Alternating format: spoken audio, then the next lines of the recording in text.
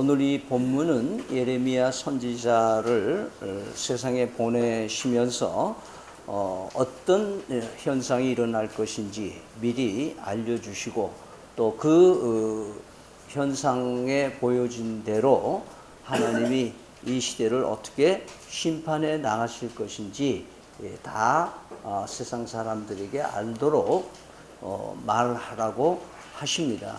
그러면서 그 과업이 결코 호락호락하지 않기 때문에 너에게 큰 저항이 있을 수 있고 네가 목숨이 위태로울 수도 있는데 그렇지만 내가 너를 혼자 보내는 것이 아니고 내가 너와 함께해서 결코 네가 해를 당하지 않도록 내가 하겠다 하는 격려의 말씀으로 오늘 닿는 그런 형태로 되어 있습니다.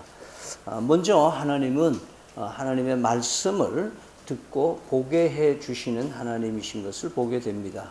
오늘 그 보여주시는 것은 우리 13절 같이 읽겠습니다. 여호와의 말씀이 다시 내게 임하니라. 이르시되 내가 무엇을 보느냐 대답하되 끓는 가마를 보나이다. 그 윗면이 북에서부터 기울어졌나이다.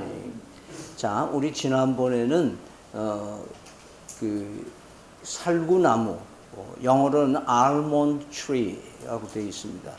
그 살구나무에 대한 얘기는 어딘가 조금 시급한 얘기를 하지만은 그래도 좀 좀 조용한 그런 메시지라 그러면 오늘은 그 환상 자체가 굉장히 역동적인 모습을 우리에게 보여주고 있습니다.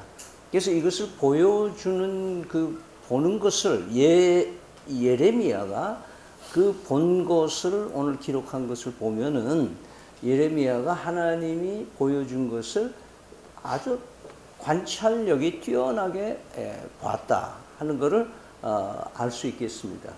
자, 그러면 여러분이 관찰력이 어느 정도인지 모르겠습니다만은 최근에 집사람의 건강검진을 받으니까 요즘에는 나이가 든 사람들에겐 인지 기능이 어느 정도냐 하는 거를 이제 의사의 의견을 적는 난이 있는 거예요. 그러니까 우리는 세상을 보면서 어느 정도 인지하고 분별을 하고 있느냐에 따라서 그 사람이 치매에 가까우냐 아니냐 이런 정신 건강이 어떠냐 하는 거를 재는 그런 일들을 이제 검진을 한다는 거죠. 제가 그림을 하나 보여드릴 텐데요. 그 유명한 그림이다. 제가 하나, 둘, 셋, 넷, 다섯. 이제 다 드세요. 자, 5실 동안에 여러분들이 본 것을 여러분이 한번 로댕에 생각하는 사람이나 유명한 조각이잖아요. 그러면 여러분이 관찰한 대로 한 포즈를 한번 잡아보세요.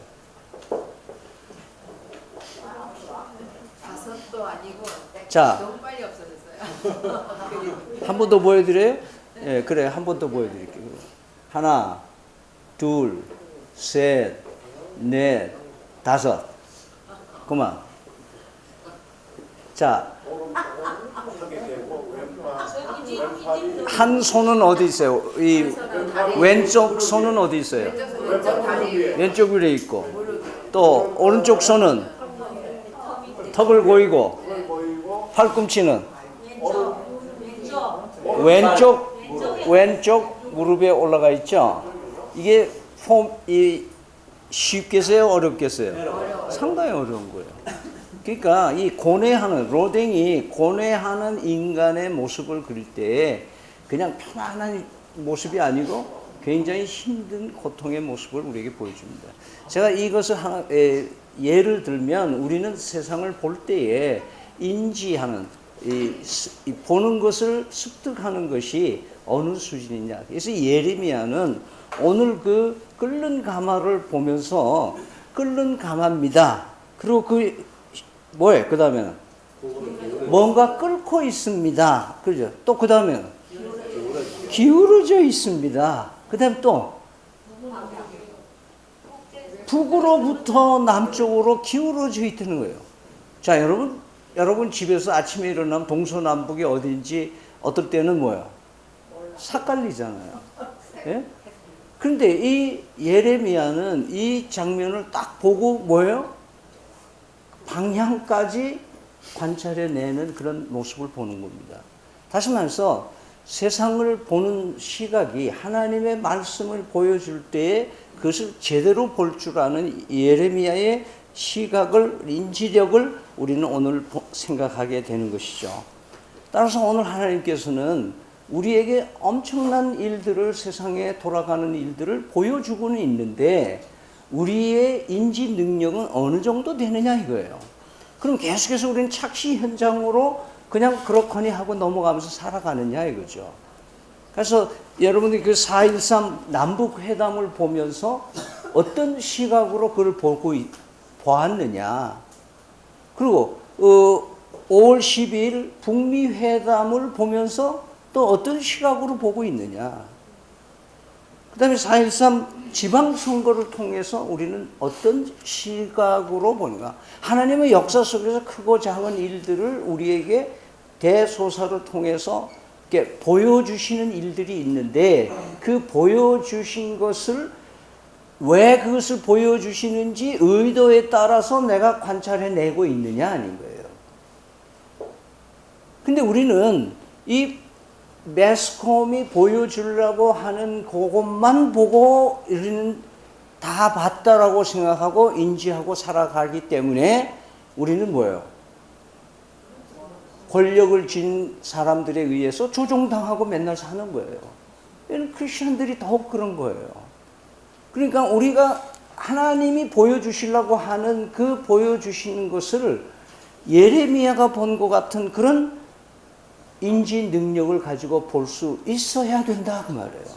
그것이 오늘 이 말씀에서 우리에게 주는 은혜의 말씀인 거죠. 우리가 무엇을 보느냐에 따라서 그 사람의 수준이 만들어지는 거예요. 자, 우리 부산 땅이 이제는 우경향으로 있던 부산이 이제 좌경향으로 운동장이 이제 기울어져 있잖아요. 자, 그러면 이 기울어진 이 상황을 내가 어떻게 앞으로 살아가야 되느냐 하는 것에 대한 심각한 고민을 할 줄 알아야 된다는 거예요. 하나님이 뭘 보여주시는가 이거예요.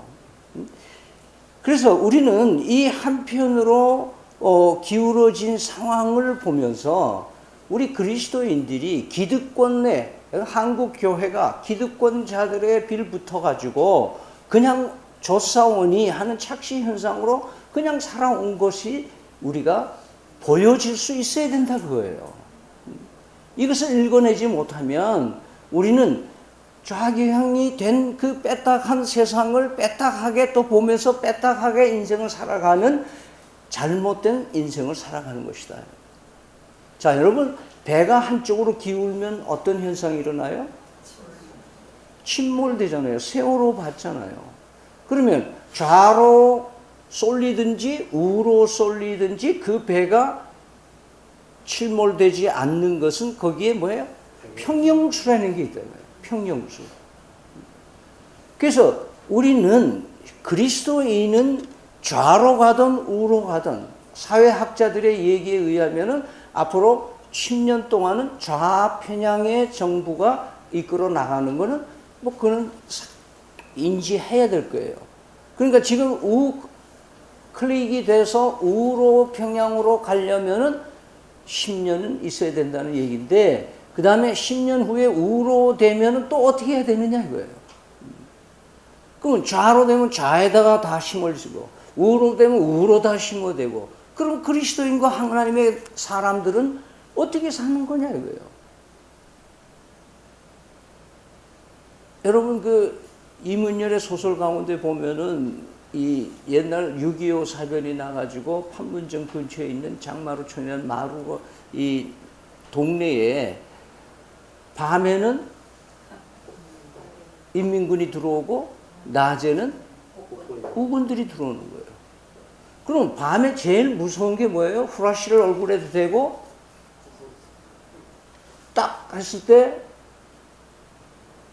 인민군 만세를 불러야 되는데 뭐예요? 그 사람을 모르잖아.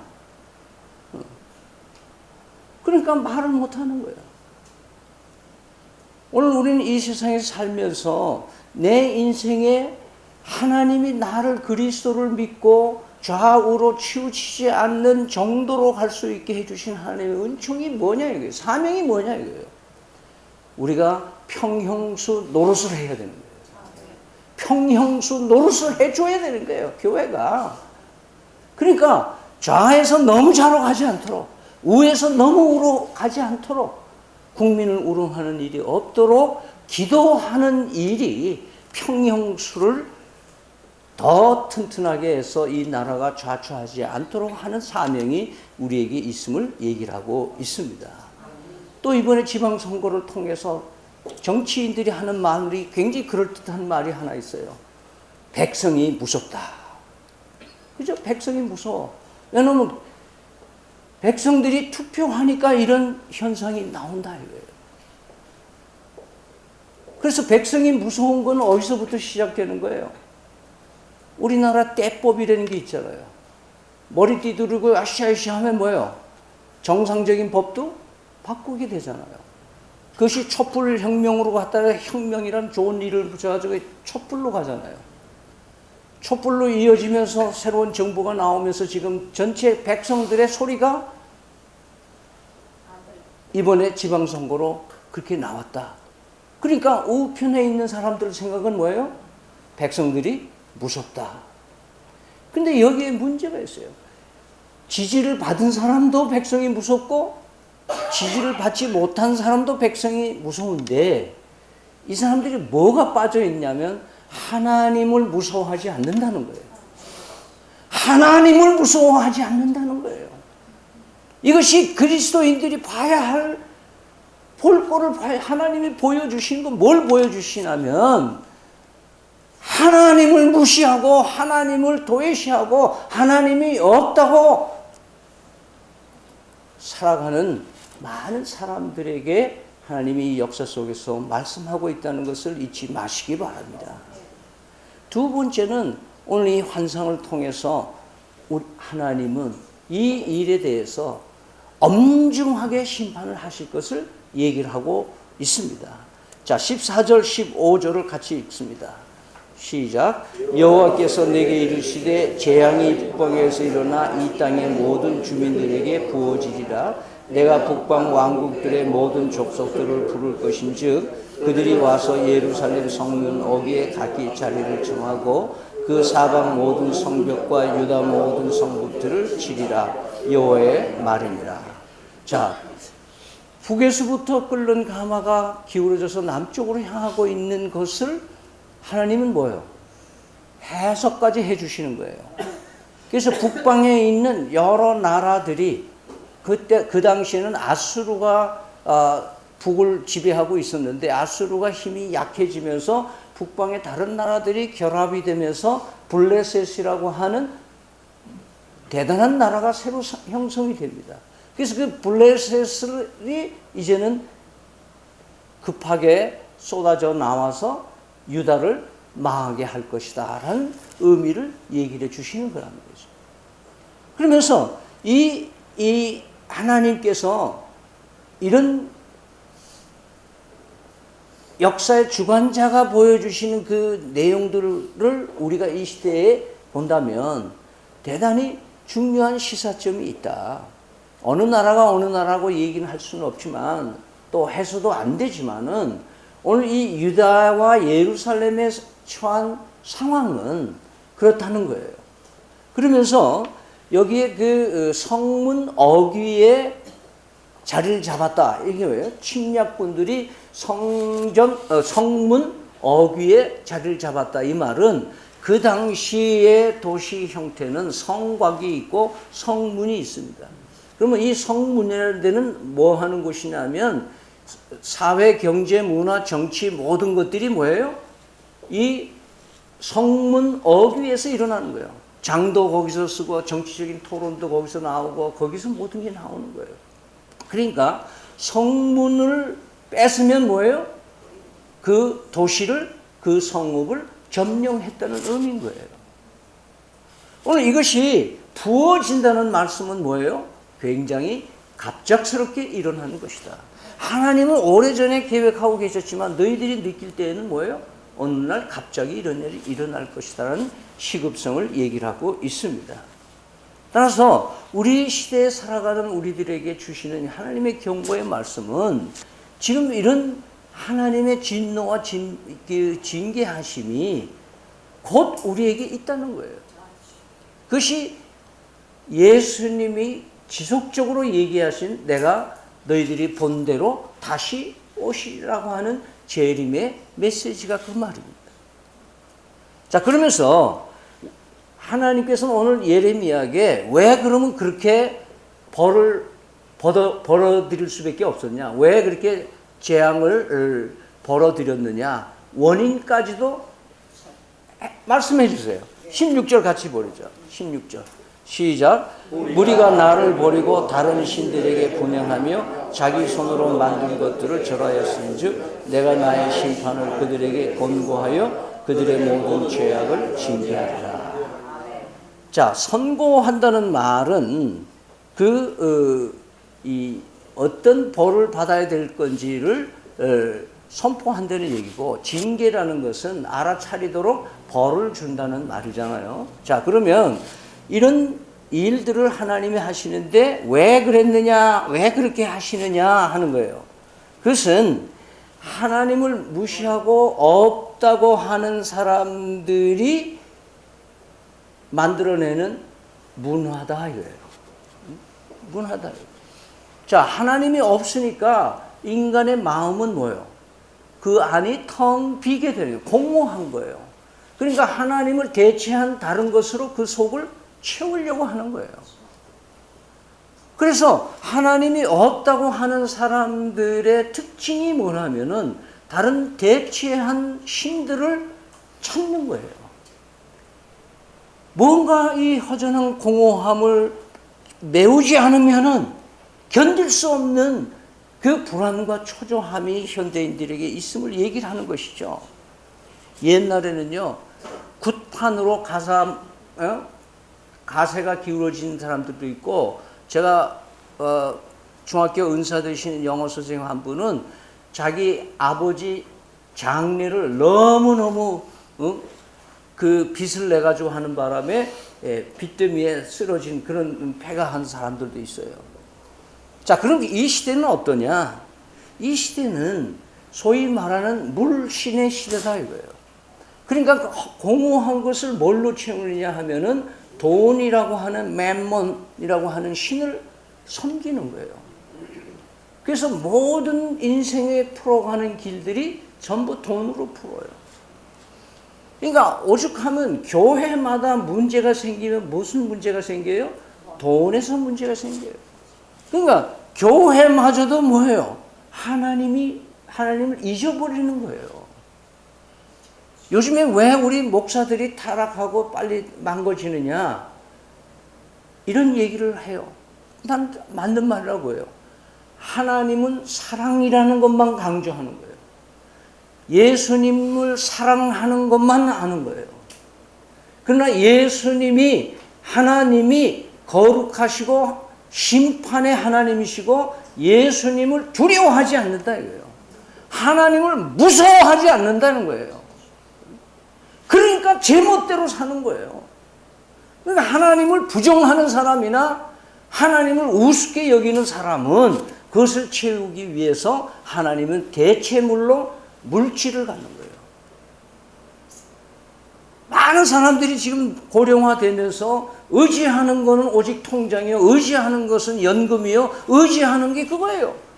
그렇게 신앙이 좋고 교인들에게 하나님만 의지하라고 설교하던 원로 목사들이 교회로부터 얼마 받아내는가를 가지고 다름질을 하는, 이 줄다리기를 하는 타락한 현대 교인의 모습이에요. 저는 그런 교인들이, 성도들이 저한테 하소연하는 모습을 보여요. 평생 그 목사님한테 은혜를 받았는데 마지막 은퇴하는 모습이 그렇게 가는 거 보니까, 의지하는 건 하나님 의지하라고 해놓고 자기는 돈 의지하고 마지막을 장식하는 모습을 보니까 우리는 너무 이제는 어디다 어떻게 해야 될지 모르겠다는 거예요. 그 공허함을 달래기 위해서 현대인이 갖고 있는 게 뭐예요? 물질이라는 것에서부터 나오는 다른 것은 향락이라는 거예요. 이 여가와 취미와 즐거움을 찾는 사람들. 여러분 매스컴을 통해서 보는 온 나라가 관광지고 온 나라가 가볼때고 온 나라가 지금 돈 쓰는 대로만 되어 있어요. 그거 못 가봐서 안달이에요. 이제 통일이 된다 그러니까 이제 북한에 어쩌고 세상 다 가봤으니까 이제 북한만 못 가봤으니까 이제 대박이 난다는 거죠. 오늘 이 향락의 문화가 어디까지 가고 있습니까? 여러분 왜 현대인들이 집집마다 애견과 애묘를 가지고 있는지 알아요? 자기하고 같이 사는 사람 친척들은 미워하면서 동물은 그렇게 살아가요. 동물 죽으면 울고 불고 야단하고 장례 치르는데 수많은 돈을 빼요. 제가 지난 금요일날 그런 얘기 농담으로 했어요. 개 키우고 고양이 키우는 집에 내 신방 안 한다 그랬어요. 아니 진짜예요. 목사보다 개를 더 사랑하는데, 응? 남편보다 개를 더 사랑하는데. 여러분 이거 아니에요. 하나님이면 예수님이면 만족하다는 걸 보일 수 있어야 되잖아요. 예수님 한 분이면 만족하다고 집에 여기서 얘기하면 아멘 해놓고는 집에 가면 예수님보다는 요놈이 더 좋아. 왜? 얘는 나한테 비난을 안 하니까. 얘는 나한테 절대 복종하니까. 여러분 이것이 현대인들이 가고 있는 길이에요. 결국 가면 어디로 갑니까? 동성애로 가지 않습니까? 내 취향대로 살아가는데 누가 나한테 뭐라 그러냐 이거예요. 오늘 자기 손으로, 오늘 본문에 보면 자기 손으로 만든 것에 절을 한다 그랬는데 우리 인간이 만든 손으로 만든 것들이 얼마나 많은 거예요. 대표적인 게 스마트폰이에요. 자고 일어나면 담배에 질 들어있는 사람 자고 일어나면 담배값 먼저 찾는 것처럼 자고 일어나면 제일 먼저 스마트폰부터 찾. 스마트폰이 만능이에요. 스마트폰에 노예가 돼 있어요. 전철 타보면 전부 스마트폰 보여요. 물론 거기 성경이 있는 사람도 있겠죠. 게임에 뭐에 다 중독돼 있어요. 이것을 현대인들에게 현대 의사들이 얘기할 때 행위 중독으로 보질 않아요. 이것은 뇌 질환으로 취급하고 있는 거예요. 오늘 이 시대가요, 손으로 만든 거 가지고 이제 엄청난 재앙을 벌어들이고 있는 것 중에 하나가 AI라는 거예요. Artificial Intelligence라고 하는. 여러분 지난번에 바둑 이세돌이와 바둑 두는 때 기계하고 두지 않았어요? 지금 기계가 사람보다 머리가 좋아져 진화하잖아요. 인간의 진화보다 훨씬 빠르게 기계가 진화. 여러분이 구글하고 네이버하고 뭐 트위터하고 페이스북하고 하는 거예요. 공짜로 하죠. 그건 뭐하냐? 그 사람들은 여러분의 모든 정보, 세상의 모든 정보를 공짜로 얻으려고 하는 거예요. 그래가지고 뭘 만드는 거예요? AR을 개발하고 있는 거예요. 모든 데이터들을 빅데이터로 만들어가지고 그것을 AI로 만들고 있어요. 자, 그러면 이제는 인간과 같이 피부까지도 그 느낌까지도 사랑하는 감정까지도 가질 수 있는 AI 로봇이 나오기 시작해요. 그러면 인간 사람보다 더 잘생겼죠? 사람보다 더 머리 좋죠? 사람보다 더 판단력이 빠르죠? 사람보다 더 예지 능력이 있죠? 사람보다 더 감정이 예민해지는 그런 로봇이 나오는 거예요. 그러면 걔한테 주민등록증을 발부해야 될까요? 안 할까요? 걔를 인간으로 분류해야 될까요? 아니면 기계로 분류해야 될까요? 지금 우리는 손으로 만든 것에 노예가 될 그런 상황으로 가고 있잖아요. 이미 그것이 스마트폰으로 증명되고 있잖아요. 우리는 스마트폰의 노예가 되고 있는 거예요. 10대, 20대들은 엄청나게 이 노예가 되어 있는 거예요. 오늘 이 시대를 살아가면서 오늘 하나님의 말씀에는 이 하나님이 없이 살아가는 사람들의 모습이 이런 엄청난 재앙을 벌어들이는 현대 신인류가 되어가고 있다고 지적한다는 사실을 잊지 마시기 바랍니다. 그렇기 때문에 여기에 대해서 하나님은 어떻게 하실 건가? 그 하나님께서 어떻게 하실 건가를 우리에게 말씀하고 있어요. 16절 한번 같이 읽어요. 끝까지 읽습니다. 시작. 무리가 나를 버리고 다른 신들에게 분향하며 자기 손으로 만든 것에 절하였은즉 내가 나의 심판을 그들에게 선고하여 그들의 모든 죄악을 징계하리라. 거기까지. 예. 유대와 예루살렘에 있는 모든 사람들에게 이 일들을 징계하시는 하나님의 엄벌이 곧 임할 것을 얘기를 하고 있습니다. 그 시대에 하나님은 지금도 동일한 하나님이신 줄 믿습니다. 하나님이 없다고 인류의 문화를 만들어가는 이 바벨탑 같은 그것을 하나님의 영광을 위해서 사용하지 아니하고 인류의 야욕을 채우고 인류의 텅 빈 마음을 채우기 위해서 하는 것들이 다 우상인 것처럼 하나님이 가장 싫어하는 것이 이 우상 섬기는 하나님을 대체하려고 하는 인간의 문화인 것을 우리에게 말씀하고 있습니다. 17절 같이 읽겠습니다. 그러므로 너희는 허리를 동이고 일어나 내가 네게 명령한 바를 다 그들에게 말하라. 그들 때문에 두려워하지 말라. 내가 그들 앞에서 두려움을 당하지 않게 하리라. 자, 여기서 허리를 동이고 이 말은 우리 문화에다 하면 뭐예요? 팔을 걷어붙이고 그 말이에요. 그러니까 그 당시에 복식 문화는 이 남자들도 뭐예요? 원피스를 입은 거예요. 하나로 통으로 된 거. 그러니까 일을 하려면 어떻게 해야 돼요? 허리띠를 매야 되는 거예요. 그러니까 뭘 하려면 허리띠. 베드로 전서에 보면은 너의 마음의 허리띠를 동이라 이런 말씀도 나오는 거예요. 그러니까 예레미야가 이제 하나님께서 명령하신 게 내가 일러준 거를 다 그들에게 전해라. 그러려니까 어떻게 해라? 허리를 동이고 네가 뛰어다녀야 되는데 허리를 동이라 이거예요. 만반의 준비를 태세를 갖추고 뛰어나가라. 액션을 하라 그 말이에요. 그런데 그들 때문에 뭐예요? 두려워하지 말라는 거예요. 왜? 네가 나가서 얘기하면 면전에서 너 망할 거야. 너 죄인이야. 이렇게 얘기하면 분명히 너한테 돌을 던지고 너를 매장시킬 거다. 그것이 한 사람이 그러는 게 아니라 시스템을 가지고 한다. 이제는 정부라고 하는 정부 시스템이 제대로 믿는 크리스천들을 핍박하는 시대가 곧 온다는 거예요. 왜? 그런 말을 해야 되는 사람들이 늘어나면 이제 그게 싫은 거예요. 동성애 반대한다 그러니까 그거 뭐하러 그걸 반대하면서 그러냐 그런 얘기 하는 사람이 있어요. 뭐 다른 신들하고 다 같이 하지. 여러분 매스컴을 요즘에 잘 보세요. 하나님이란 말이 지금 점점 없어져요.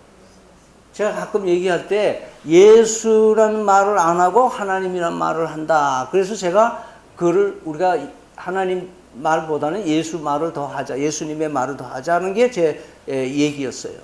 근데 요즘에는 매스컴에서 기독교를 포함한 매스컴에서 하나님이란 대신에 뭐예요? 신이라는 말을 써요. 한번 보세요, 여러분. 신이라는 말을 써요. 왜냐하면 어느 종교에도 뭐예요? 거부감 없이 언어를 사용하는 형태로 지금 가고 있는 거예요. 이것은 다원주의요. 우리 지금 하나님이 없다라고 하는 이 문화가 만들어내는 언어 생활인 것을 우리는 보게 됩니다. 그래서 이런 엄청난 위험이 너한테 올 거다.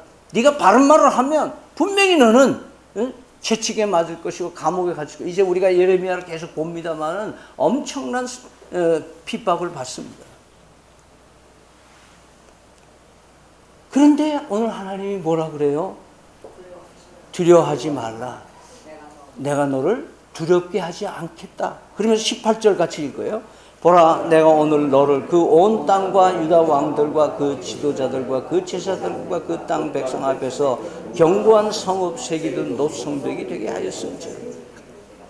유다와 예루살렘에 있는 사람들이 이 메시지를 듣고 너에게 엄청난 저항을 할 텐데 너를 성도 보통 성읍이 아니고 뭐예요? 쇠기둥과 노성벽으로 난곡불락으로 아무도 너를 짓밟지 못하게 내가 너를 막아줄 것이다 이 말이에요.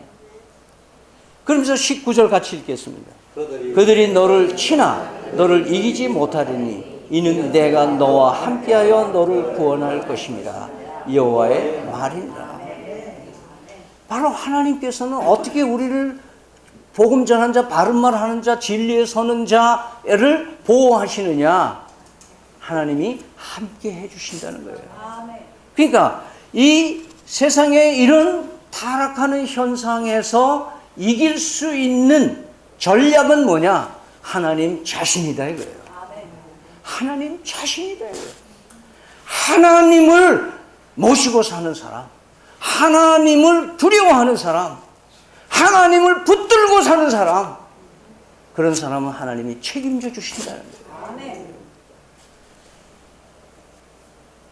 예레미야 1장 7절 8절에 앞에 보면은 나는 아이입니다.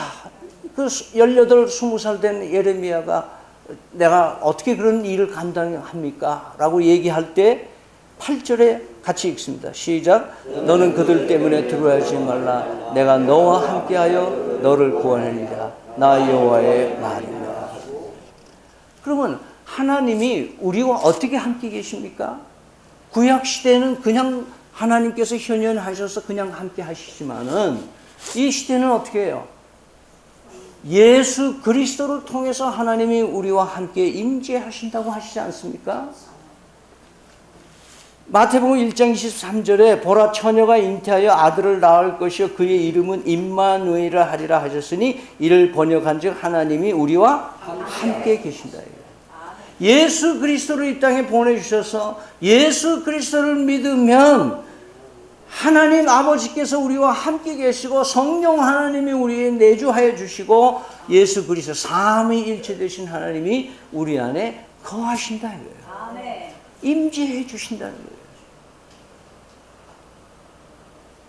자, 그래서 요한은요 태초에 말씀이 계시니 곧 하나님이시라. 그리고 14절에는 뭐라 그래요?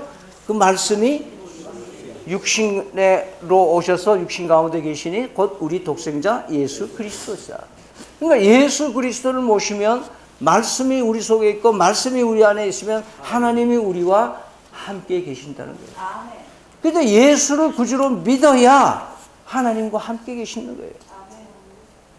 마태복음 28장 19절에서 20절에 보면은 그러므로 너희는 가서 모든 민족을 제자로 삼아 아버지와 아들과 성령의 이름으로 세례를 베푸고 내가 너희에게 분부한 모든 것을 가르쳐 지키게 하라. 볼지어다 내가 세상 끝날까지 어떻게 너희와 항상 함께 있으리라. 예, 하나님의 말씀입니다. 약속입니다. 하나님은 우리와 함께 계시는 줄 믿으시기를 바랍니다. 여러분이 잘 아는 로렌스 형제라고 하는 분이 하나님의 임재 연습이라는 책을 써서 우리 기독교계의 많은 사람들이 은혜를 받는 책입니다. 그 일부 대화에는 이런 얘기를 합니다. 로렌스 형제가 이런 얘기, 세상의 죄와 불행으로 가득 차 있다는 사실에 대해서 나는 그다지 놀라지 않는다. 왜냐하면 우리 인간이 살고 있는 그 모습은 그 이상의 더 극한의 재난을 벌어들이고 살고 있기 때문이다. 그 말이에요. 그러니까 오히려 우리는 뭐예요? 하나님의 자비하심을 지금 이만큼 사는 거지. 하나님의 뭐 좀 속되게 얘기하면 하나님 성질대로 하신다면 뭐예요? 살아남을 사람은 없다는 거예요. 그러면서 그는 일부 대화의 마지막 단에 13페이지에 이렇게 얘기를 합니다. 하나님이 바라시는 만큼 우리 자신을 그분께 내어드릴 수 있으려면 끊임없이 자신의 영혼을 지키는 작업이 필요하다. 우리의 영혼은 영적인 일에만 관여할 수는 없으며 부득불 바깥 세상의 일들에도 관여하게 되어 있다. 그러나 자칫 잘못하여 세상의 영혼의 속을 다 내비치고 하나님께 등을 돌려대기만 한다면 그분은 우리 부르짖음에 그다지 쉽사리 대답하지 않을 것이다. 하나님의 도우심을 받아들이고 그분의 뜻하심에 따라 자신의 영혼을 지키고자 할 때, 그때 비로소 우리가 원할 마음으로 자유롭게 그분과 사귐을 가질 수가 있다. 하나님을 무서워하는 성도들 되시길 바랍니다. 하나님의 말씀은 지금도 유효한 줄 믿으시기를 바랍니다. 그래야만 우리는 기도가 될 것입니다.